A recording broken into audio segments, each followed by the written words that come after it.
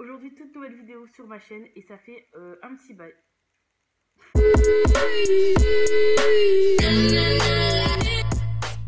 Hello tout le monde, j'espère que vous allez bien. Aujourd'hui, on se retrouve pour une toute nouvelle vidéo. Si vous me suivez sur Instagram, vous devez savoir que je suis en Angleterre maintenant depuis un mois. Donc je suis au pair officiellement depuis un mois. Et en fait, ce qui s'est passé, j'aurais vraiment jamais pensé que ça arrivait. C'est que depuis que je suis ici, j'ai des personnes qui m'ont envoyé des messages et tout pour me dire oui, est-ce que tu peux m'aider ou me donner des conseils pour partir et tout. Et mais moi j'étais choquée, j'étais genre mais enfin pourquoi moi? Genre c'est beaucoup de questions que je voulais développer. Donc moi j'ai essayé de vous répondre en fonction de ce que je vis ici.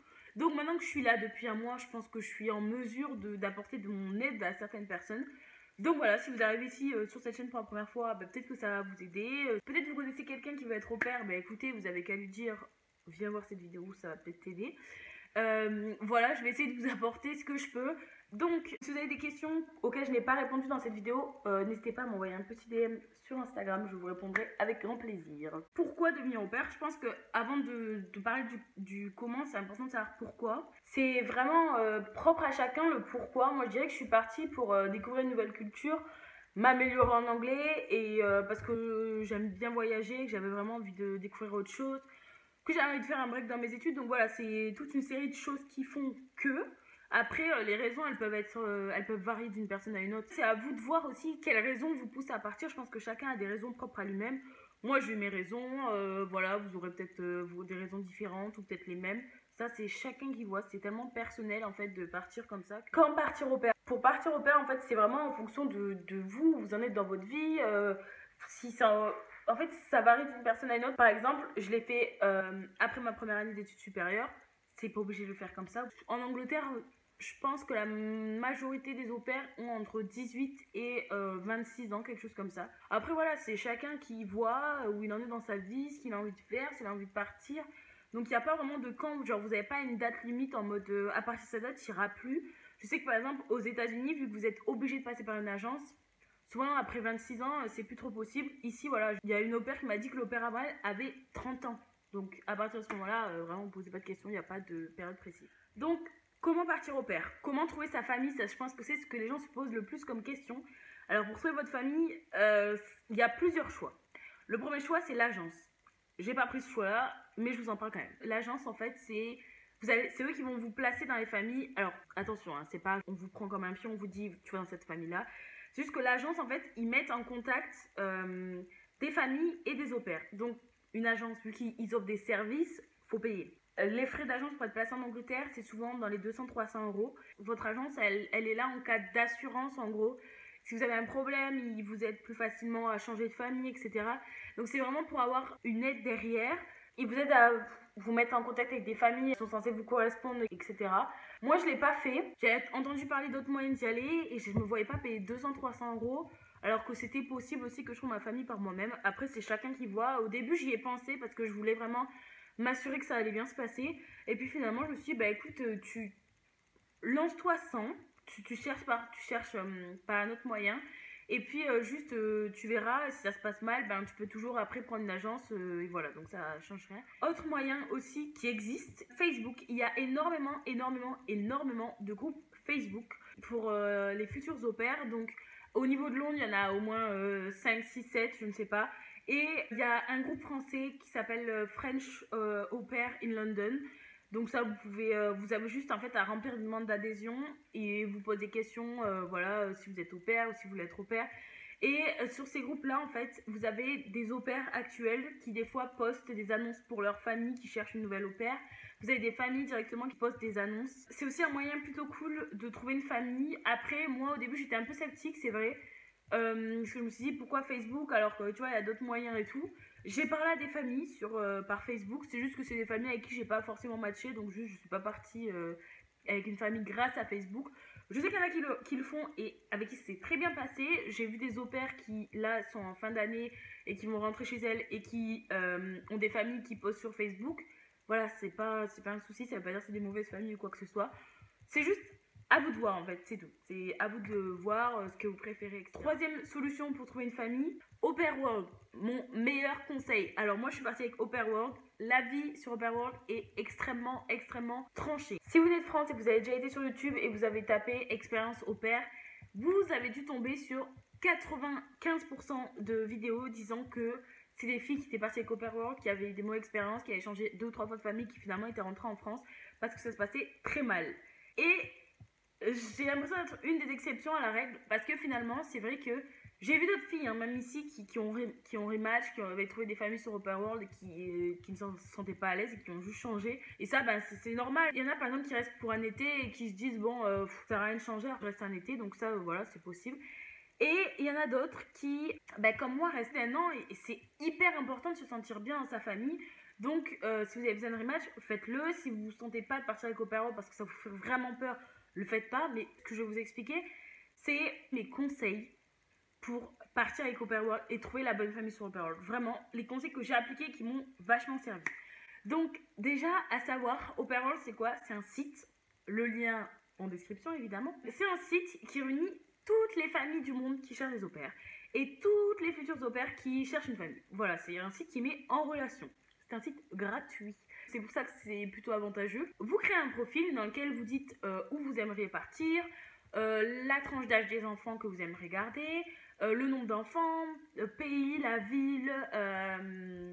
Voilà, c'est que des renseignements. Vous parlez de votre expérience, le genre de famille que vous cherchez. Vous n'avez pas le permis, vous dites que vous n'avez pas le permis. Si vous avez le permis, vous dites que vous avez le permis. Bref, on va vous poser des questions, vous allez répondre. Ça, en fait, à partir de là, ça va vous créer votre profil et vous allez avoir les familles qui correspondent à ce que vous cherchez. À savoir que Au Pair World, c'est pas juste au niveau de l'Angleterre, vous pouvez partir à n'importe où dans le monde, genre vraiment n'importe où. Je me suis inscrite sur Au Pair World, j'ai répondu à toutes les questions qu'ils posent. Et j'ai rempli mon profil. Vous avez 3 grands paragraphes à remplir. Il y en a un qui est sur pourquoi vous voulez devenir au pair. Un autre où vous devez vous présenter. Et puis un autre, je crois, où vous parlez de vos hobbies, etc. Donc voilà, c'est un site qui est vraiment facile d'accès. Vous comprenez hyper facilement. Vous allez vraiment directement voir les familles qui vous correspondent, etc. Donc une fois que vous avez créé votre profil, ça va tout seul. À partir du moment où vous créez votre profil, vous allez avoir plein de familles face à vous. Et c'est là que je vais essayer de vous donner mes conseils pour trouver la bonne famille. Déjà, essayez de vous dire qu'est-ce que vous voulez pas. Moi, par exemple, je voulais pas garder des enfants trop petits. Moi, je préfère avoir une relation avec des enfants qui sont en âge d'avoir, voilà, avec qui vous pouvez parler, échanger et tout. Enfin, bref, pour moi, c'était vraiment important, une certaine tranche d'âge. Donc, moi, j'avais mis, je crois, entre 7 et 14 ans. Je me connais et je savais que j'avais besoin de matcher vraiment, genre de sentir qu'avec la famille, il y avait un feeling, tu vois, là, dès que tu parles et tout. Et plus le temps passait, plus je me dis, mais ça arrive pas. Ça veut dire peut-être que je me mets des attentes beaucoup trop hautes et tout. Et finalement, en fait, en essayant de changer, genre, l'idée première que j'avais, genre, les attentes que j'avais et tout, je me suis rendu compte que non, en fait, j'avais vraiment une idée précise de ce que je voulais et comment je voulais que mon expérience se passe. Et du coup, qu'est-ce que j'avais vraiment besoin de trouver dans la famille que je cherchais. Et donc du coup voilà, pour moi c'était vraiment important qu'il y ait le feeling. Directement je vois une famille avec qui je m'entendrai pas ou une famille avec qui je m'entendrai bien. Franchement, je pense que souvent on va vers une famille qui ressemble à la nôtre. Genre je pense que ça vient tout seul. Un de mes conseils c'est si vous avez des attentes, essayez de les suivre.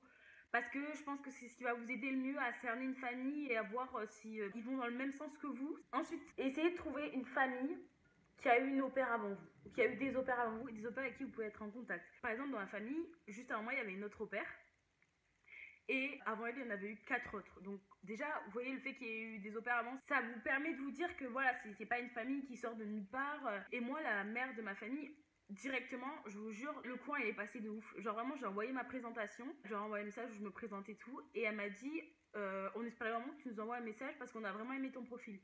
Et genre de là, en fait, c'était, vous savez, genre, quand on sent quelque chose, eh ben, c'était exactement ça. J'avais juste peur parce que je suis quelqu'un qui m'emballe énormément et genre je me suis dit, toi tu t'emballes beaucoup trop pour le moment et en fait tu vas juste te prendre un gros non plus tard. Bon, finalement non, mais voilà, au début je stressais un peu. Au bout de 2 3 messages, la mère de la famille où je suis actuellement m'a dit, écoute, je te laisse le numéro de notre opère actuel, comme ça si tu as des questions à lui poser, tu lui poses directement.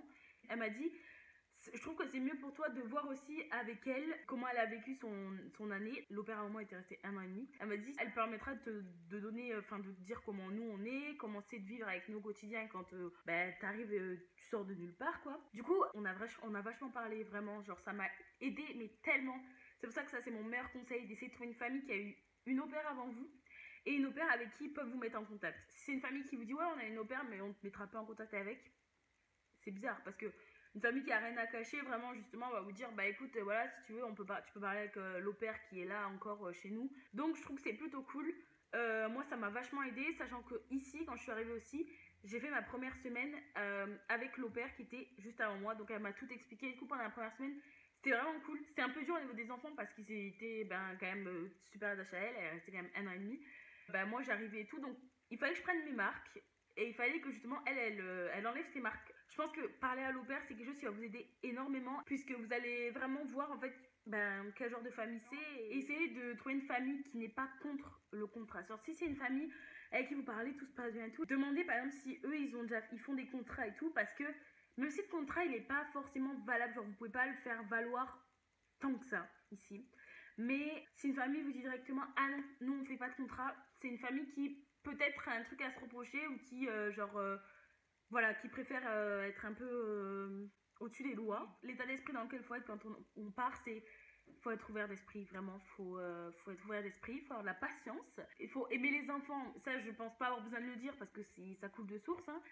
Être à l'écoute et vraiment observer, il faut être assez observateur et pour comprendre en fait l'enfant, voir comment réagir et tout face à, imaginez, il pique une crise de nerfs, faut savoir être réceptif et faut savoir voilà, gérer ça tout seul et tout, parce que vous n'allez pas être toujours... Le but, c'est pas que vous appelez les parents tout le temps, genre, oui, là, il y a un problème, je fais quoi?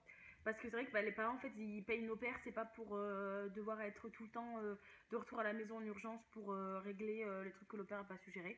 Donc voilà. Sinon, après, au niveau administratif, qu'est-ce qu'il faut avoir pour partir en tant qu'au pair? Carte d'identité. Donc j'espère vraiment que cette vidéo vous aura plu et qu'elle aura répondu à vos questions si vous en avez, si vous en aviez posé, si vous en aviez que vous n'osiez pas me poser.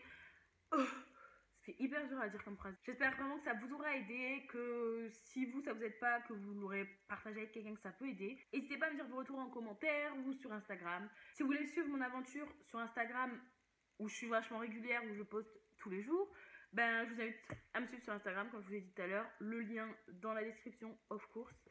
Et je vous dis à très bientôt pour une prochaine vidéo. Bye!